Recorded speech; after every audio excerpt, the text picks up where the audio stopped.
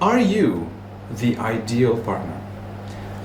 It's very often to get lost in daydreaming about, oh, that perfect relationship. If only I met the right person. Oh, she could be such and such, or he could be in such and such a way. It's very easy to get into that daydreaming mode, and society really actually pushes us into the idea that, hey, all you need to do is just wait for the right partner. He or she is just around the corner, it's just the timing, you just need to wait for it, and he or she will magically appear, because if he or she is right for you, it's a match, it's a perfect match, it's half and half. Oh my God. There are so many things that are wrong with that. Just, this is why I'm doing this video, okay? So we're actually going to take them one by one, because the idea is there's a good news and the bad news, right? The good news is that you're idealizing her and placing everything upon them, right? He or she must be ideal. If you're not happy right now, if you're not happy in your relationship, or if you haven't been happy in past relationships, you may have the temptation to put it all on the next person, right? All they need to do is just show up. How about you? What are you supposed to do, right? Well, just wait. That's it, because everything is nice and dandy, and you're perfectly emotionally available, you're perfectly able to be in a relationship, and all you need to do is just be. No. No, I'm telling you right now, no, it's a no. We need to work. We need to work for us to become first the right partner, because we like it or not, and as we're going to discuss in this video, we like it or not, we attract who and what we are. Subconsciously, yes. And we attract complementary dynamics. Again, it stems from us. And the law of attraction, the law of the universe acting in this particular instance, is called resonance, like in most other circumstances that we have in life, right? We attract what we are. So in a way, it's bad news, it's really on you, right? The good news is, hey, you can actually do something about it, right? Because if it were only for timing, if it were only that, you're perfect, but hey, you just need to wait on the universe, hopefully this lifetime, to bring you something, then that is frustrating, right? Because what can you do? Just wait? It's frustrating to just wait. But the reality is, as is shown in many, many relationships, and as I've seen in my clinical practice with patients again and again and again and again, we attract what we are. We attract dynamics that are in our subconscious. So if we can change those dynamics, then we can really, really change our lives. And I've had the opportunity to help people with the things that I do, with karmic acupuncture, emotional acupuncture and stuff, to really, really change their dynamics. First, it starts with you, with your internal dynamics, and then we move on to the deeper stuff. So, I hope you like it.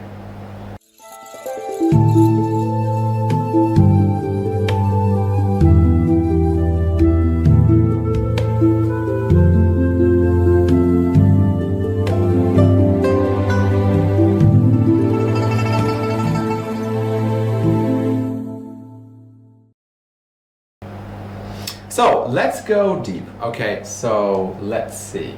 I was just reading the other day about an article on the BBC about this thing called, Dan. Dan is kind of an artificial intelligence, but is a kind of artificial intelligence, AI, right?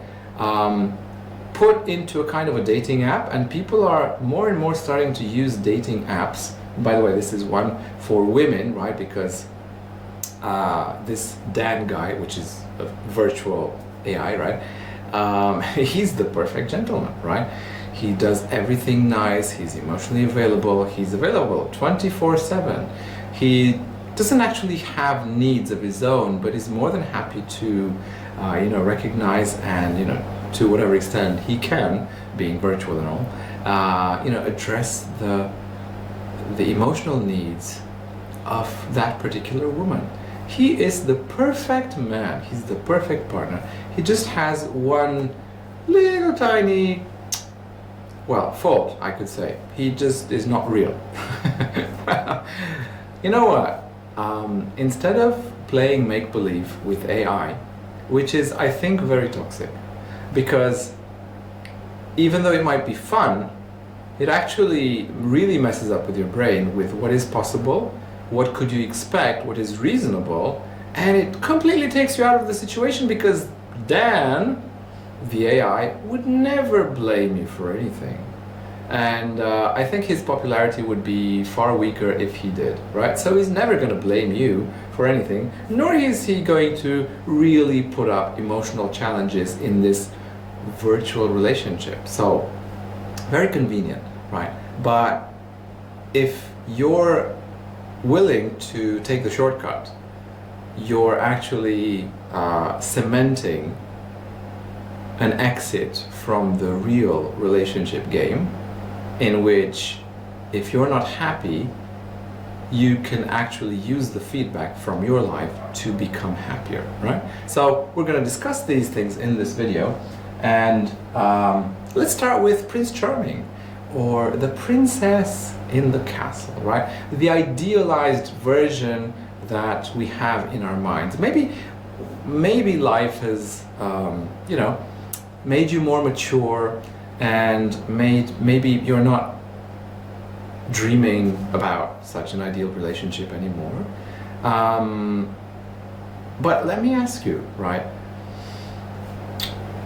Humanity has dreamt of flying for so long, right? Humanity has dreamt of the things that we now can do for so long. Think about, you know, science fiction movies from 2 decades ago. What they felt like, you know, being science fiction, many of the things that were then unconceivable or nice to haves, but, you know, nobody actually has them because they haven't actually been invented. Well, we have invented them. Most of them we have. Some of them we haven't, right? But we're definitely going in that direction. If you go back not 20 years like, but 200 years ago, people would have never even dreamed 200, 300, 500 years ago of buildings that are several hundred meters tall, right? That could have been unconceivable. I could even dare to say magic, right? AI, magic, right? I don't know.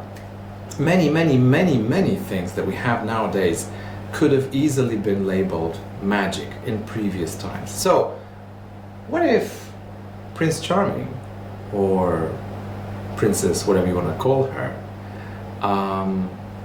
is also the kind of magic that we can actually make happen? There's a difference though, and this is what I want to point out, right? There's a difference in who's doing the imagination, right? If it's the child psychological role inside of you, and you're just daydreaming about it, and you're just, you know, imagining, and it's an imagination play, right? It's the child in you who does that. There's a difference when the adult does that, because you see, a child can dream of, oh, you know, I'm on an airplane, and ooh, and I go like that in the house, and I'm flying, right? An adult can actually, you know, become organized and make the flying real, whether he or she becomes a pilot, whether he or she buys or rents an airplane. You know, there are practical ways to transform dreaming into a dream come true. So by the end of this video, I will be showing to you ways to make your Prince Charming or your princess ideal, whoever she is, true. Because it is possible. It's just that you need to learn the rules of the universe. You need to follow the rules. Now, I don't say that by the end of the video you will have him or her. I'm just saying that it'll get clearer as to what steps you can actually do, right? And sometimes it's just a question of perspective. Now, this is the first idea of perspective that we're going to address here. People live in bubbles. And I see this as a practitioner over and over and over and over again. And I speak to people, and whenever we talk about, opportunities when it comes to relationship, the idea that is there is that, well, everyone I know is in such and such a way. And it's funny to me, and it's a little bit frightening also, that I find that these people who talk about this in this way, right? Everybody that I know is in such and such a way. They really have no clue how other people are. And I think of myself as being blessed, because seeing many people, I see people from different bubbles, and it is very clear to me that people are not in whatever such and such a way that is, right? People are extremely different. And sometimes women talk about the fact that, the perfect guy doesn't exist. Hey, I know a lot of guys that could, by those women's definition, be the perfect guy. The perfect guy exists. The perfect girl also exists. Okay, now don't turn her into a goddess or him into a god. But usually what people perceive as that person being the perfect partner usually is not so much a stretch of imagination, right? You just haven't met the people there. And by the way, the good news and the bad news. The bad news is they come in bubbles. If you're in your bubble, you're not going to meet him or her there. The good news is when you actually do meet the bubble with those kinds of people, they come in groups, they come in bubbles, right? So once you get into the right company, they have friends, right? So maybe Mr. Right or Miss Right is taken. Okay, no biggie. Sad, maybe, yeah. But they have friends, they have brothers and sisters, and guess what? Because they come in bubbles, they won't be that far apart, right? So then the question is, if we do acknowledge the fact that people come in bubbles, right? What makes you belong to the bubble that you are in now? What makes you belong to the bubble that is now in your life active to such a degree that you cannot escape it, and you see people that are in a certain way similar, right? Well, you must be similar to them in some extent, right? Now, of course, this idea you might be a little bit triggered by, right? How can I be like them? No, I'm not like them at all, of course. Not necessarily in the way that you think. Sometimes we are like them because an idea that they propose to us, usually indirectly, resonates with us. Let me give you an example, right? It's a question of, let's say, maybe you are in a bubble of people that don't value you, right? And you hate them for that. But hey, you're still there. So if you are still there, do you actually have a right to kick and scream whilst actually not really kicking and screaming and just remaining there? So if you are not really putting an end to it, if you don't really put all the effort and energy to get out of there, aren't you basically saying the same thing like they are? So if they believe that you're not really worth more than whatever, right?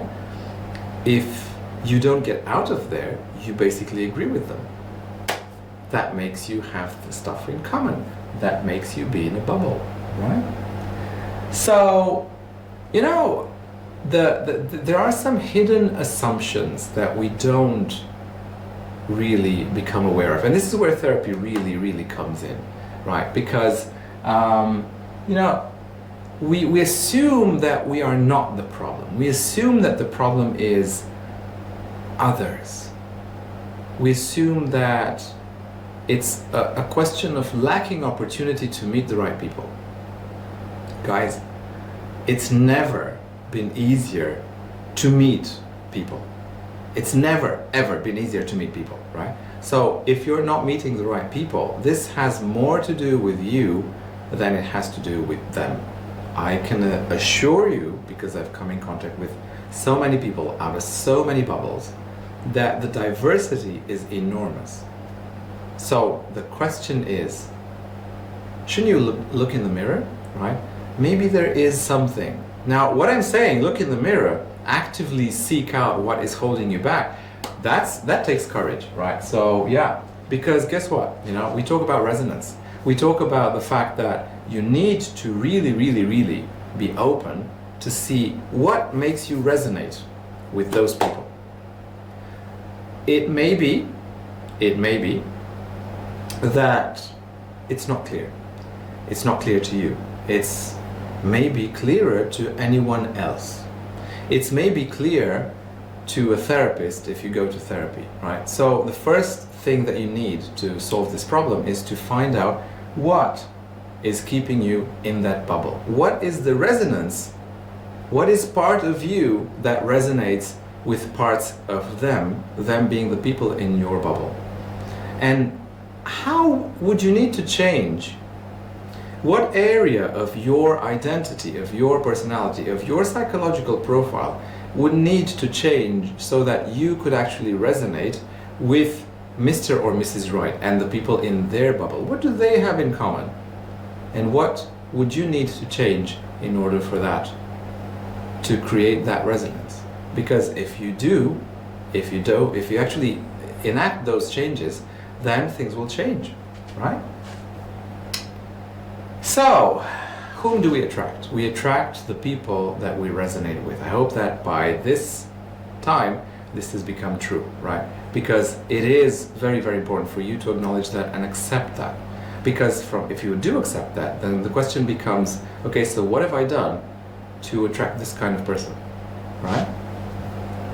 And then we have a four-step solution. I've devised for you a four-step solution. Now, disclaimer, you most likely will not be able to implement this solution as is, right? This is easy to see in terms of logic, but you most likely need a therapist or someone who has instruments to help you enact that deep change. Okay, I'll call it a therapist, okay? I don't necessarily mean psychotherapy, but you need deep instruments. You need instruments that are able to process deep change, facilitate deep change in you, because these steps are not easy, right? So first, you need to identify the relationship scenario that you're in. Because the idea is that we all have relationship scenarios, but these are subconscious, right? We attract things that resonate with us. How? Through familiarity, like for example, things we've seen in our family. The relationship that we've witnessed between our parents acts as an anchor of familiarity. I don't say you're agreeing with it. I don't say you approve of it. Maybe whatever you've done was to do whatever possible to run away from that as much as you can. Maybe some of you have made it your life's work to actually run away from that relationship. But if you don't actually do the internal work in a kind of therapy, what is going to happen is that you're going to find yourself in relationships, in dynamics which mimic that to an incredible degree, and it's incredibly frustrating to see that, right? So first and foremost, you need to identify the relationship scenario that you are in, right? Then, as I said, you need to find a deep therapy to work that scenario with. So for example, what kind of deep therapies would be there? Some kinds of psychotherapy, although the deepest kinds of psychotherapy are some of the weakest deep therapies that I know. Psychotherapy is very good for becoming aware, mentally aware of dynamics.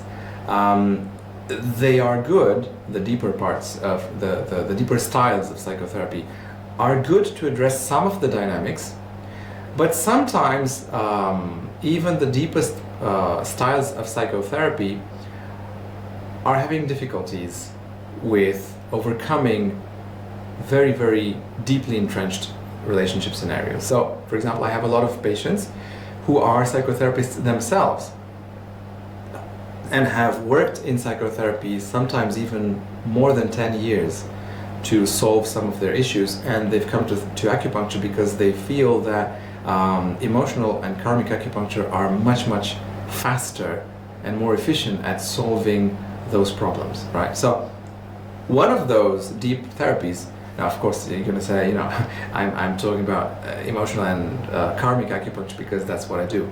the causality is a little bit reversed.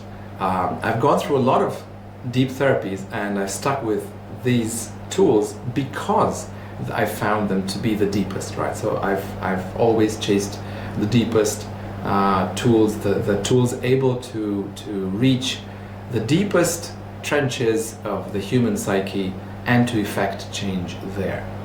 And yeah, but are they the only ones? No. What else could you do in terms of deep therapies? Family constellations, shamanic healing, craniosacral therapy. All these are deep therapies. By the way, I have a video on the deep therapies and on therapies themselves. It's actually a 3-part series. So if you want to know more about that, check out that series there. And what else do we need to do? Get feedback from the universe. This is a very important part, right? What do I mean by getting feedback from the universe? The idea is as follows. We may be thinking that, hey, you know, I've addressed that in therapy. It's solved, right? Hey, I'm all done. It's all done and dusted. Now I'm all ready for Prince Charming. Come on, universe, bring it on. And then the universe does bring it on. Sometime in the future, you meet your next partner and you see what the next relationship dynamic is. That is the exam. That is the real test, and that is where you get the mark. The mark of the universe on how well you did your homework, right? Because you'll see, to the extent that this new relationship is different, you will see how much progress you really have made. That's the most accurate feedback you will get. Now, when I say the new relationship, I don't necessarily mean you have to break up with your current partner. I've seen and I've guided many people who have reinvented the relationship they are in. Now, of course, that is a little bit more complex because the other person needs to do something too. They need to be able to change and be willing to change, right? So, yeah, there's a question mark. But if it's a new relationship, yeah, then that is can be very much improved because that will be a neutral element for feedback. So you're gonna see where you really are. These steps until now, you can, and you are going probably to repeat, right? So you work in therapy, you get into a new relationship, and you see how it goes. If it's fine, good for you, right? You've done a good job. If it's not fine, you get out of the relationship. If it's not the right one for you, you keep working in therapy, and then at some point another relationship will find its way to you. And then again, it's feedback time yet again. So yeah, of course, you're going to take that feedback into therapy and see what you can do with it. So this is the final step. This is closing the circle, right? You need to become aware of your personal relationship scenario. You need to understand what that says about you. You need to take it into therapy. You need to work on it. And then, you know, get the feedback from the universe, see what a new relationship does, what it tells you, right? And then take that back into therapy. Now, when I say a new relationship, I don't mean that you're going to exchange relationships like you exchange socks. Don't get me wrong. A good therapist will guide you even with subtle signs of being able to, you know, see how you get feedback, for example, from other people. Like, for example, maybe people start to relate differently to you, right? Even though you may not necessarily be in a relationship with them. So there are a lot of intermediate signs. You don't need a whole relationship to have that, even though a whole relationship will be the ultimate test.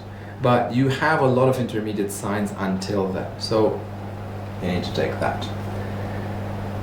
So finally, what could be your expectations? What should your expectations be if you implement that? Well, I can tell you from the perspective of having done that, from the perspective of having guided a lot of people in this process. One, it's not easy, right? It's anything but easy.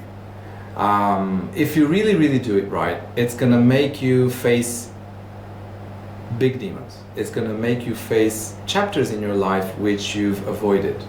It's going to make you face chapters that are not so much related to relationships in terms of intimate relationships, but are much more related to your childhood, your relationship with your mother, your father, the dynamics between them that you actually witnessed and subconsciously took as an example for your future relationships as a template, whether you liked it or not, right?